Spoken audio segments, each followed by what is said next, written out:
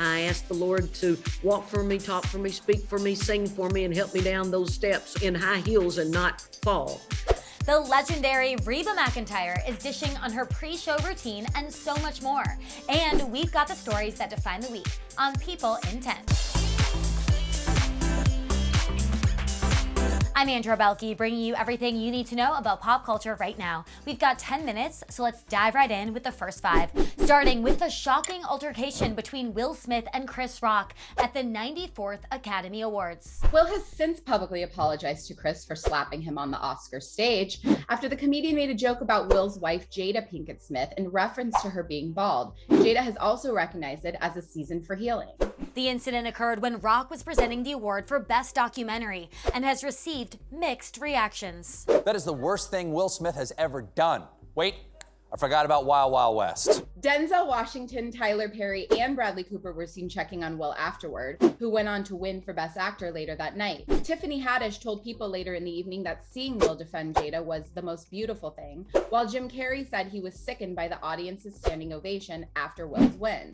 Oscars host Amy Schumer says she's still shocked. As for Rock, he declined to press charges. And while some have criticized his joke for being insensitive, he's being praised for his professionalism. The Academy revealed this week that Smith was asked to leave the ceremony after the altercation, but refused. They've now launched disciplinary proceedings against him. There's a chance that Will could be ineligible for nomination next year, or even in the future. An insider tells us that Will didn't consider the ramifications of his actions. He just went into protector mode. Those closest to him know that he shouldn't have resorted to violence, but they are showing him a lot of support. Moving on from a show-stopping moment to the show-stopping fashion at Hollywood's biggest night, where the red carpet was red hot. Going bright and bold was so on trend this year. Best Supporting Actress Ariana DeBose, nominee Kirsten Dunst, Tracee Ellis Ross, and Marlee Matlin all got the memo. While Best Actress winner Jessica Chastain embodied old Hollywood glamour in her shimmering Gucci gown.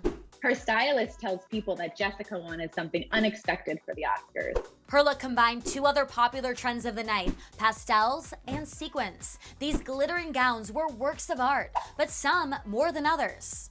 Lupita Nyong'o's stylist tells People that her custom gold Prada gown reminded him of the famous painting The Kiss.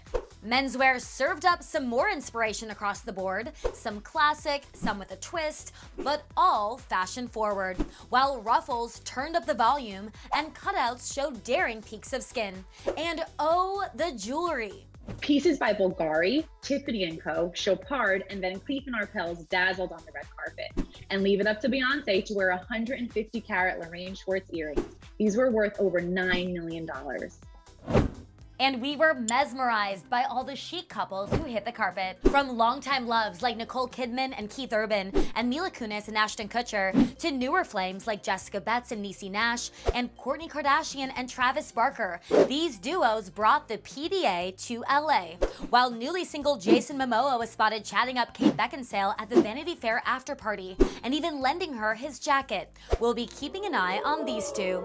And love, of course, comes in all forms. Lady Gaga's I Got You moment with Liza Minnelli on stage went viral for warming our hearts, while Adam Sandler and Chris Rock's friendship remains strong. You're about as maniacal as a box full of kittens. Come on, that's not funny, man. He voiced his support after Sunday night's ordeal by promoting the comedian's upcoming tour. And BFFs Charli D'Amelio, Olivia Rodrigo, Iris Apatow, and Avani Gregg sealed their forever bond with some permanent ink. They took fans behind the scenes as 2 of them got minimalist hearts, and the others went for smiley faces. Next up, the posts you've been loving this week.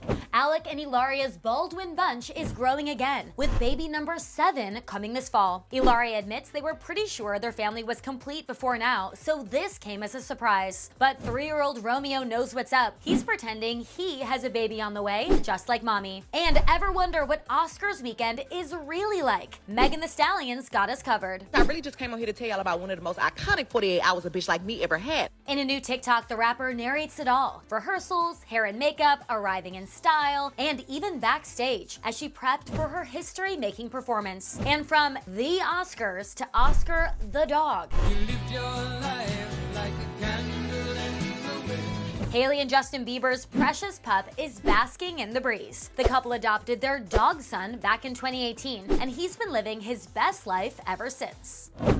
And two young royals surprised the world this week as Prince George and Princess Charlotte stepped out for their great-grandfather Prince Philip's memorial. The siblings arrived at Westminster Abbey with their parents, Prince William and Kate Middleton, shortly before the ceremony began. In one highlight, 6-year-old Charlotte caught herself on a TV screen during the service, jumping to attention and reacting with a slight smile. Philip's funeral last April was scaled down to just 30 people due to COVID restrictions, so this week allowed for others to pay tribute to the Duke of Edinburgh's life and legacy. In another surprising move, Queen Elizabeth was escorted to the service by her son, Prince Andrew. The outing marked Andrew's first public event since he settled a sexual assault lawsuit 6 weeks ago. According to royal commentator Robert Jobson, the Queen insisted Andrew accompany her, despite some reservations among senior family members. Andrew's two daughters, Princess Beatrice and Princess Eugenie, were also in attendance, along with their husbands.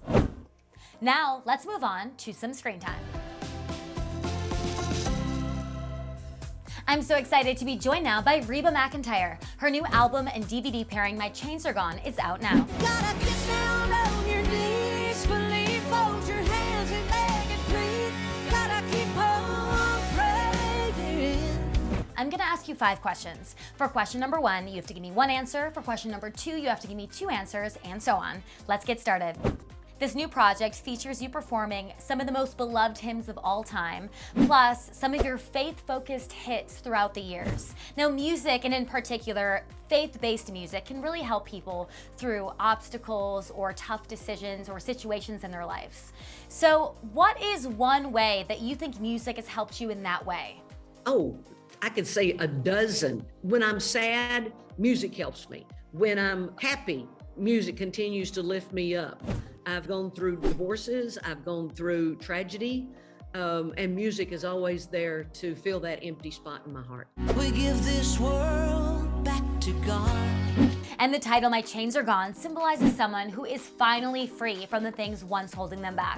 It's so crazy to me because you are so talented that anyone would ever doubt you. Did you have people early on that didn't think you could make it?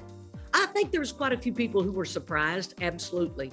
And I don't blame them. I was a country girl from a small town in southeastern Oklahoma who had large ambition, big dreams. I was just a little firecracker. I just always wanted to be on stage and be noticed. Well, Reba, there's no doubt you are an icon. You've sold over 75 million albums. You've had your own TV show. I can't wait for old age when I go deaf. You've performed all over the world. I could go on and on. I'm sure you've developed a bit of a routine before big performances. So what are 2 rituals that you have before going out on stage? Before I go on stage, when I hear the music start playing up, I ask the Lord to walk for me, talk for me, speak for me, sing for me, and help me down those steps in high heels and not fall. I always want to ask him also if there's anybody in the audience that needs some encouragement, that I hope that I'm singing a song for them. I think that is so kind, and it shows how gracious you are to your fans. Another way you've been gracious to your fans is through your amazing TikTok. I'm a survivor. You have over 2 million followers, and it looks like you're really having a blast. And Rex and I have a lot of fun with that. Rex Lynn, my boyfriend, and I, especially when we get to include the animals, whether it's Riddler, our French bulldog, or Pancho and Lefty, our 2 donkeys out at the farm. I'm a survivor. We have fun with it, get a big kick out of it, and then I think everybody gets a kick out of it too. I didn't realize that you had donkeys. What do you do with the donkeys? Go over and talk to them and pet them and feed them a little bit of feed, and I like to make them run because they are hysterical when they run. I'm glad you brought up your boyfriend because I think your love story is so sweet. What's a perfect date night for you 2 right now? Cook dinner and then take the dinner on TV trays and watch an episode of some series we're watching or a really good movie, and hopefully he's in it. What's your favorite series right now? Is there like a go-to show that you're loving? We loved it when Ozark was on, and now we are watching Dope Sick. I can't live like this anymore.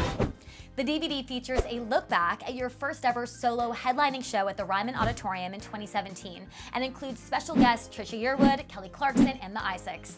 So what are 3 things, 1 for each, that you love about them? Kelly Clarkson, you never know what she's going to say. Trisha Yearwood, she is so witty and funny. They both can sing so well. And the Isaacs, family harmony, you can't beat that. I know you are really close to Kelly. Have you spoken to her recently, or how is she doing right now? We text each other a lot. Yeah, she's doing great. Kids are growing up and getting big, and she sends me pictures, so she's doing wonderful. And you've been back on tour this year. So what are 4 things you always look forward to when it comes to being back on the road? Oh, the audience, the fans, getting to sing my favorite songs, Said, here's your one chance, fancy, don't let everything. and getting to work with the greatest team of people ever. Shouldn't you be doing this to me? What are 5 words to describe your new album and DVD pairing, My Chains Are Gone? Hopeful, inspirational, fun, thoughtful, and spiritual. Gotta keep on praying. Reba, thank you so much for being here. Everyone, be sure to pick up her new album and DVD pairing, My Chains Are Gone. It's available now. All right, time's up. See you next Thursday.